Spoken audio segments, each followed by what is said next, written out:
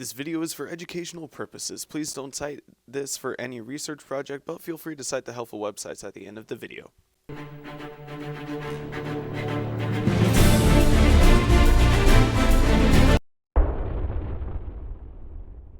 It's 1521, and Spain has just taken over Mesoamerica and slaughtered thousands of Aztec people.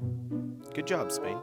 Now the Spaniards are enjoying life in the New World, eating bananas and relaxing in hammocks. However, there is one big problem. The native Hispanics are not happy that a bunch of white guys with great-looking mustaches marched onto their land. And including the fact that the two groups of people disagree on many things, the Hispanics wanted their land back. So fast forward to the 1800s. At this point, cultural imbalances have created a neat line between the two people. So when Spain was invaded by Napoleon in 1808, Mesoamerica saw its chance. 2 years later, on September 16th, Miguel Hidalgo y Costilla, this old fellow, gave a speech called the Cry of Dolores, which is not the cry of dollars, but a cry to unite the Hispanic people to rebel against Spain. So in 1821, Mexico won its independence from Spain. However, this new country has one big problem: political imbalance. Several groups such as liberals, conservatives, and centralists wanted to choose where this new nation was headed. Then, 20 years later, Mexico clashed with the United States of America in the creatively named American-Mexican War. During the war, Mexico borrowed money from Britain, France, and Spain.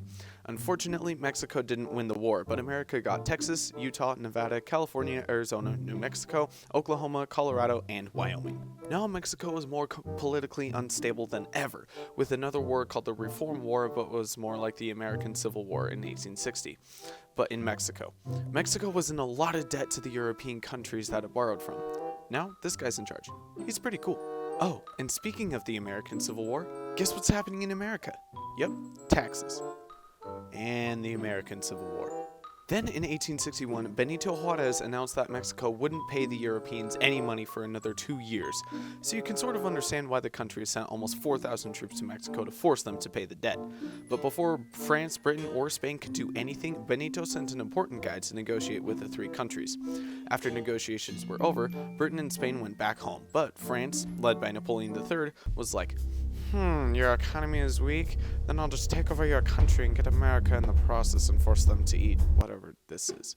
Looks like a galaxy pizza with tomatoes instead of pepperoni. What? So 6,000 French troops led by this French general with a super fancy name started their march towards Mexico City.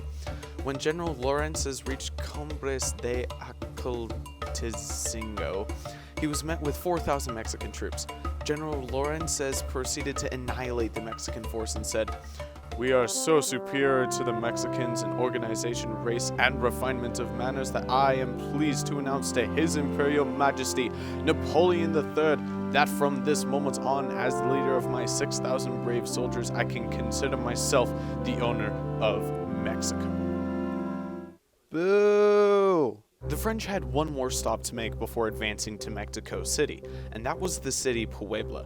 On May 3rd, a force of 2,000 to 5,000 Mexicans led by General Ignacio Zaragoza fortified Puebla and Forts Loreto and Guadalupe. The Mexicans were well defended and ready for an all-out attack from the French, and when the French arrived, they hit hard. The French arrived at Puebla on May 5th and started bombing Fort Guadalupe. However, much to General Lawrence's frustration, the old fort stayed strong, so the French moved closer, but now Lawrence's was too close to the fort to aim properly. He continued bombing the fort until he started running out of ammunition around noon. So the French led an all-out assault on the city, where General Zaragoza met him with about 1,000 Mexicans armed with guns and machetes. The Mexican army kept the French at bay for most of the day until it started raining. This made it difficult for the French to properly mount, which forced Lawrence to retreat. The Mexicans were outnumbered nearly 3-1, and yet they held their own and managed to stop the French dead in their tracks. Even though the French thought victory would be easy, General Zaragoza showed them that winning was going to be harder than they thought. Not only was this a monumental battle in Mexico, but in America as well. During the Battle of Puebla, America was in the middle of the Civil War, and after the fighting was over, American soldiers with Mexican heritage celebrated the victory. If Mexico could hold its own against one of the most powerful forces in the world, America could certainly win the Civil War. Now, every 5th of May, Americans and Mexicans alike celebrate the day with tacos and sombreros. But let us not forget why this festive day exists and remember the great men who accomplished this unlikely victory. Also, Lorenz's got fired. Hey guys, I hope you liked that video. If you would like to see more, then hit that like button and comment below. If you want to stay updated on future videos, then subscribe. Anyways, I hope to see you guys in the next video. Bye bye!